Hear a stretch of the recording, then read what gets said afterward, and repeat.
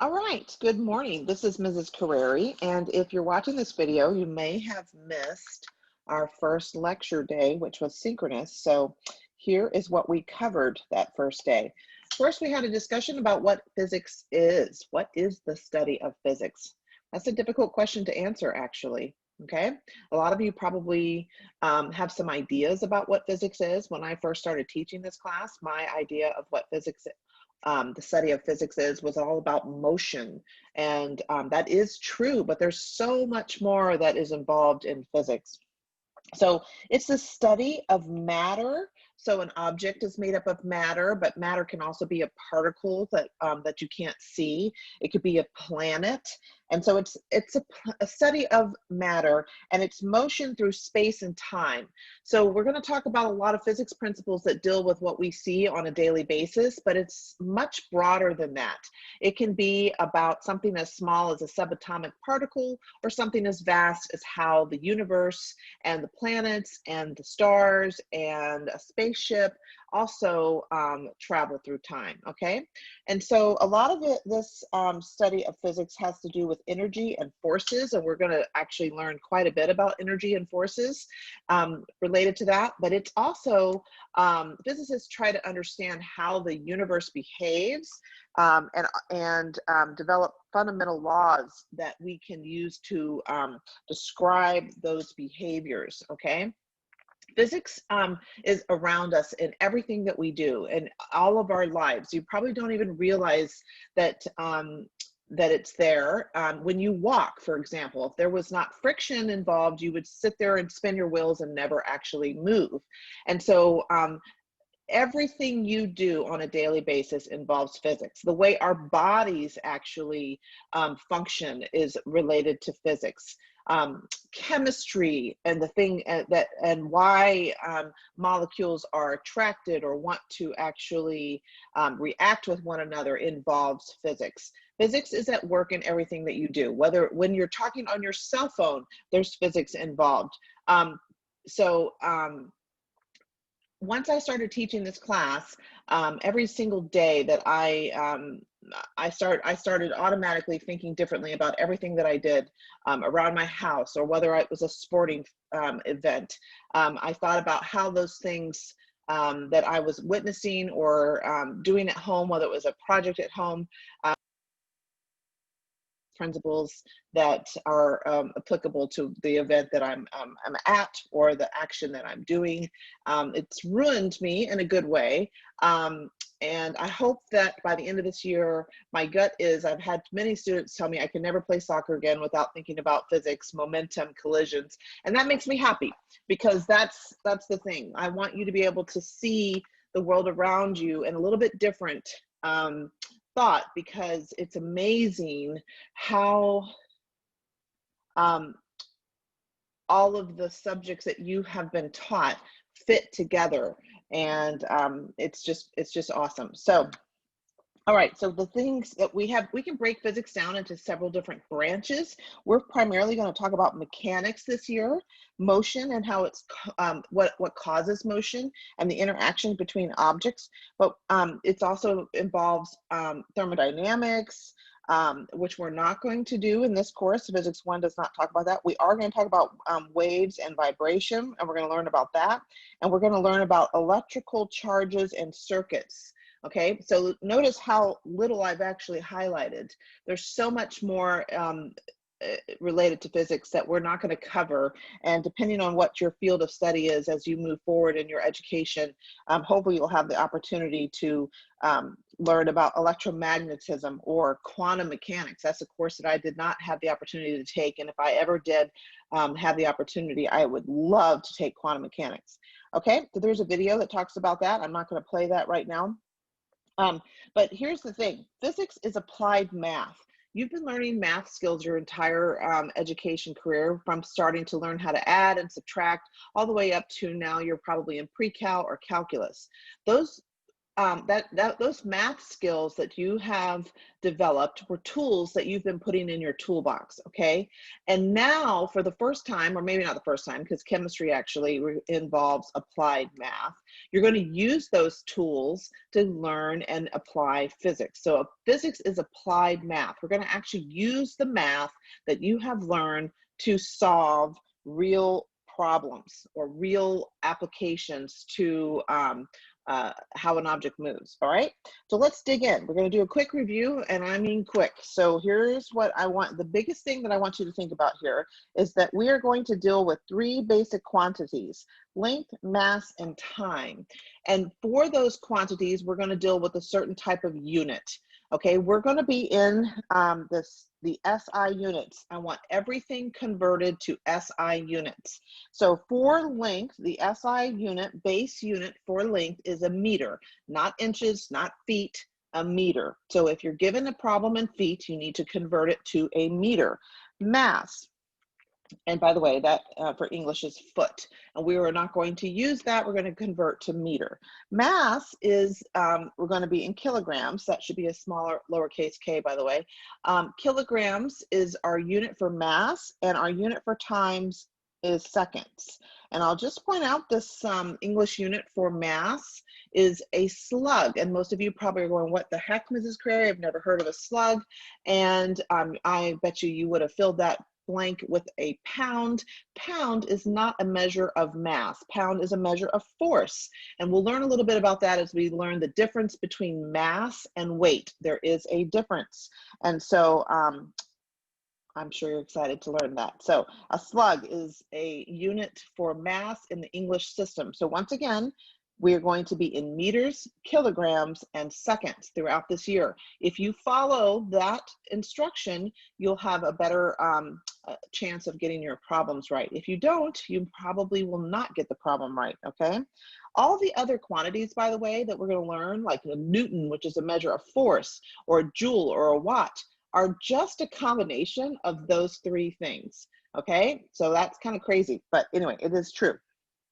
What do I mean by dimensional analysis and unit conversion? So here's the thing I want you to know. If you pay attention to your units, which you should, because units are super important and they are your friends. There have been many a time in my chemical engineering studies where I had no clue what I was doing on a problem because they are very difficult, and I knew my answer needed to be in a Newton, for example. If I know what a Newton is and I have an equation that I think was going to work and how I would possibly solve this problem, if my units came out to a Newton, then I know that I have a chance at being correct, okay? But if my units do not show that the answer is a Newton, what do I know for a fact? 100% confident that the approach that I had taken is wrong. So your units are your key. Units help you determine, number one, that your answer has a shot at being right. If your units are incorrect, you're wrong. And you know that. You know that for fact. So stop doing what you're doing and go back and try to figure out what approach you, how maybe you need to approach the problem differently. And so we're going to talk about that throughout the year. I will show you how to apply that concept as far as what I call unit analysis. And so, okay, also unit conversion. So you need to be able to convert. As I stated before, we need to be in meters, kilograms, and seconds.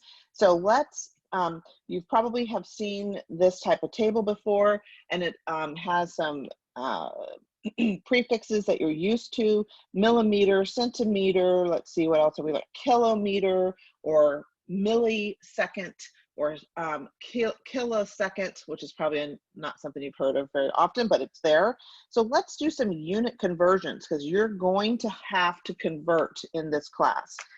So if we were to be asked to convert 11 millimeters to meters, I would start by putting my 11, and I would have my millimeters, and now I've got to do something with those millimeters. Now notice my approach. I kind of draw a line across, and I'm going to take my conversion factor. So for example, I know from the chart up above that 1 millimeter is equal to 10 to the minus third meters, okay, I know that I can use that to convert these millimeters to meters. So this value is equivalent. If I were to take 1 millimeter and divide it by 10 to the minus third meter, they're identical to each other. So theoretically, that's a 1. That value is 1. So not theoretically, it is. So I can multiply this 11 millimeters by this conversion factor and essentially not change the value. I'm just changing the units because if I multiply anything by 1, it's the same, okay? So let's multiply this 11 millimeters by something that will convert the millimeters to meters. So I want the millimeters to cancel out. So I need to divide by millimeters. So let's take and put 1 millimeter on the bottom. That means that I'm going to divide by 1 millimeters. And when I divide by millimeters, I cancel the millimeters out. Okay, but I have to put, I can't just divide by 1 millimeter. I have to put something on top. And since those are equal to one another, I've essentially multiplied it by 1. I've converted the units, but it's still the same thing. I didn't change it. So now what am I left with on top? Okay, that is a meter. So that actually will give me an answer of 0.001 meters. Okay, and so this is how I approach conversions. In fact, this is how I do any kind of equation. So let's take 4.3 centimeters and convert it to meters. I know that 100 centimeters equals 1 meter. Centimeters cancel. What am I left with? I'm left with meters on top, and I find that that is equal to 430 meters, okay? Convert 14 meters per second to kilometers per hour. Now I'm gonna encourage you to not do this.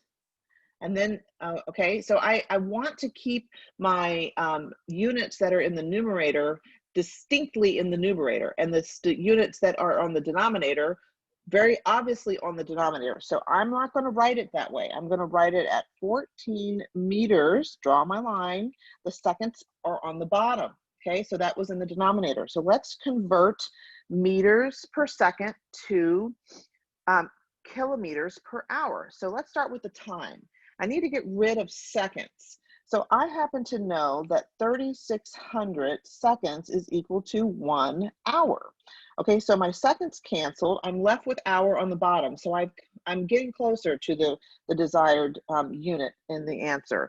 Now I need to get rid of meters and convert that to kilometers. I happen to know that 1,000 meters is equal to 1 kilometer. And so now my meters cancel. What am I left with? I'm left with kilometers on top and hour on the bottom, and that equals 50.4 kilometers per hour, or kilometers per hour.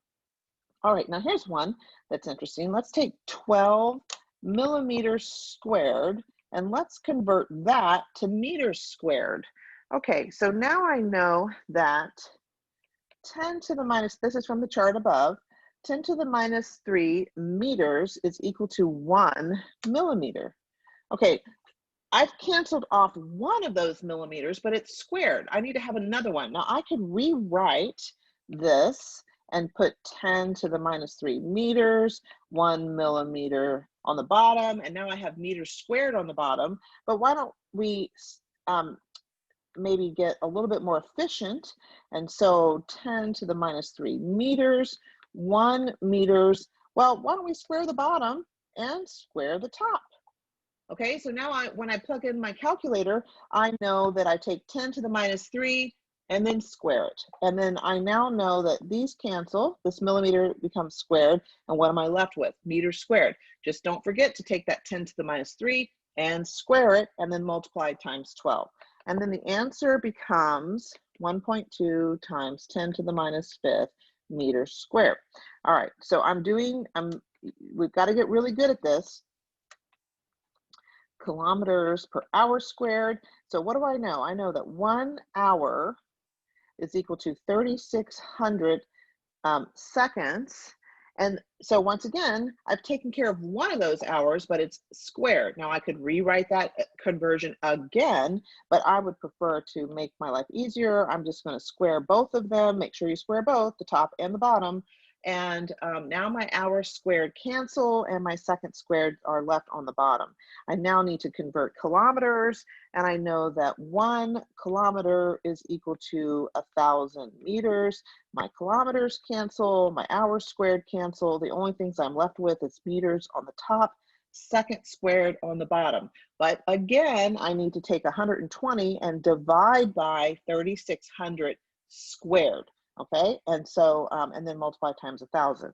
And that will equal 9.3, what am I left with? Meters per second squared. Okay, so that is how I recommend, you're going to see all my problems worked out in that manner. I was not taught this technique until I was a freshman in college. Wish I had been taught it as a high school student, but I have never changed, and it has been an invaluable tool for me throughout my entire engineering career. Okay, all right, let's talk about sig figs very quickly. AP Physics does not require you to have perfect sig figs in your answer. AP Chemistry does. You will not get the problem right or get credit for your answers in AP Chemistry on the exam unless your answer is in the correct significant figures. Now, just because they do not check your sig figs, excuse me, at the on the exam does not mean that you don't need to pay attention to them. And here's what I mean by that. The graders at the end of the year will grade your answer, and the way they have been taught to grade your answers is the value reasonably close to, and then they have the exact number to correct sig fig. So if you're very far off, if you have given them 4.32513 and it really needed to be 4.3, I'm not sure. I think that you need to be very careful. I haven't graded, although I would like to, on the official grading, but I want you to pay attention to sig figs, okay? Even though we don't have to be perfect in our sig figs in our answers. So I'm going to rush through sig figs. We're going to talk about sig figs throughout the year, but you need to be careful on your sig figs. And then I'm going to give you a general approach on how to approach your what I'll call free response problems that you're actually going to show your work. So where do sig figs come from? It has to do with the uncertainty of the problem. Significant figures are a measure of how uncertain, how precise, or how the lack of precision a measurement device has. So we have certain types of error when we do problems. They're coming primarily from the measuring device, also your ability to determine that the car crossed the finish line, or the skill of the person who's actually doing the experiment, okay? So let's look at this leaf. I'm going to measure the length of this leaf. I have a ruler.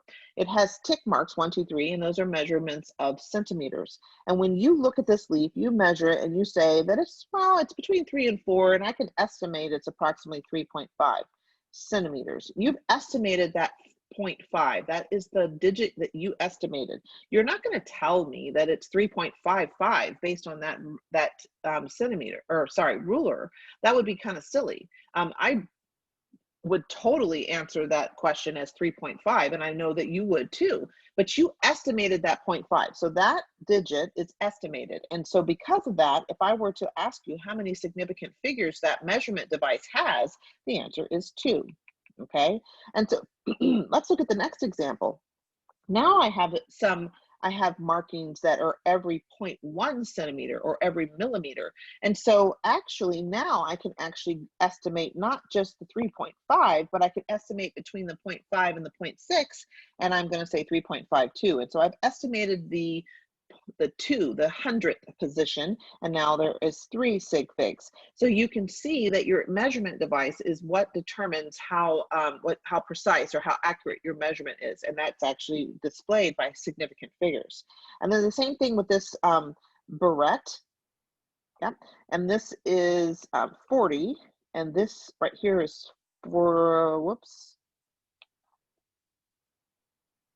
come on, behave. There we go.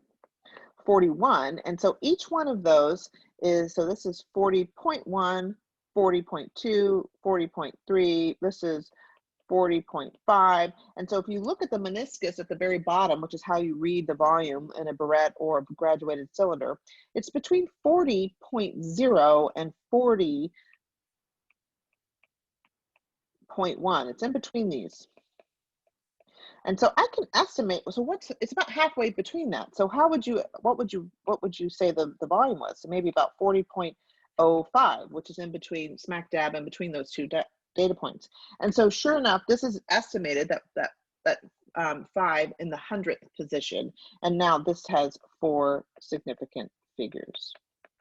Okay, so here's some more examples. I have the same pistachio. It's on this measurement device, which has markings every 1 gram. I can estimate the 0.2, so I have 2 sig figs. I take the same pistachio, I put it on a different scale, which has more precise measurement, and now I have 3 sig figs, okay?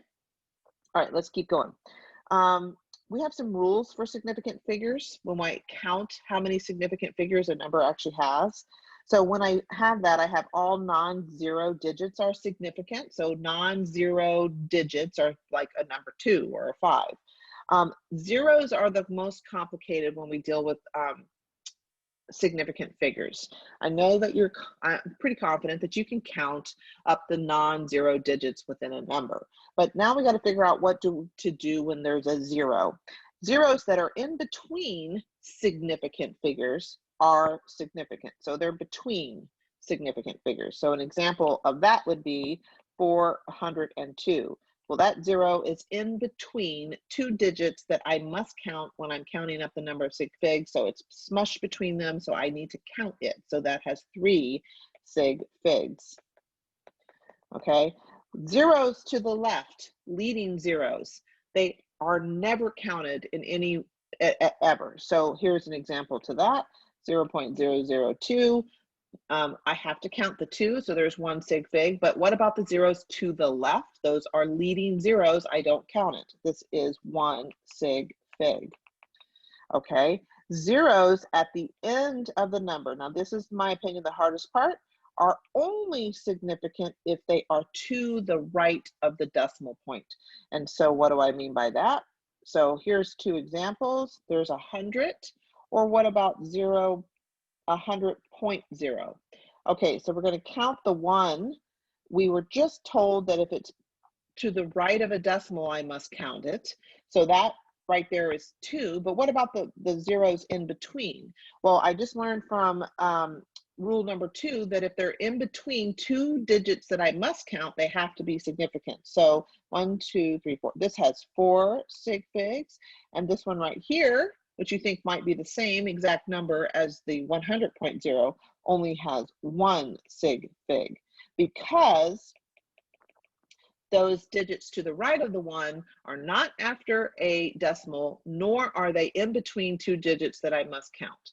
Okay, so here are some examples. I'm going to let you review them, and you have the opportunity to ask yourself, maybe cover up the right-hand column, check your ability to determine the number of sig figs in a number. Okay, there's plenty of examples there. All right, now I would pause the video and I would make sure that you know how to do this. So on your notes, make sure you do this. Here are the answers. So this has 3. This also has 3. Those are zeros to the right, not after a decimal point. Now this right here is a situation where because they have a decimal point there, technically 1, 2, 3, 4, 5, this would have 5 significant figures. This is a situation that almost never occurs in a textbook. Okay, so it's an example of what I consider I've never seen a reputable science textbook that would actually have that decimal there. I would not pay too much attention to it. You're not going to see it in this course. So how about this right here? I have leading zeros that I don't count. I have a 2 and a 1 that I must count. And the 0 to the right of the 1 is after the decimal point. And so that has 3 sig figs. This has 3 sig figs. This has a total of how many? 2. This once again, I have to count all these zeros because they're in between. So this has 6 and 8. This has Once again, this weird situation where this decimal point here, technically that would also have 8, but this is not something you're going to see in a reputable science book. Trust me. Okay. Now, I've figured out how to count the number of significant figures. Now you're going to then use them. You have a measurement and you're going to do some calculations almost certainly with those values that you've measured. And so now you have to come up with an answer to whatever question. How many significant figures should your answer be in? Well, this is how you determine it. If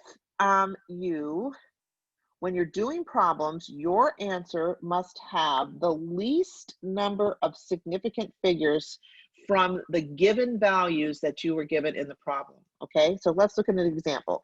Let's say that you were given that the change in position, delta x, is equal to 10.7 meters. That has 3 sig figs, correct? And then that the initial velocity is 14 meters per second. Well, how many sig figs does that have? That has 2 sig figs. All right, and that the change in time, or the elapsed time, was 72.040 seconds. That has 5 sig figs. And what did I say? Your answer has to be in the least number of sig figs. So which one of these values that you were given in the problem has the least number of sig figs? Well, your 14 meters per second does. So you have to have an answer that has no more than 2 significant figures. You can't give an answer any more precise than your least precise measurement. Okay, so at the end of your solution, you would do all your calculation. Oh, hold on.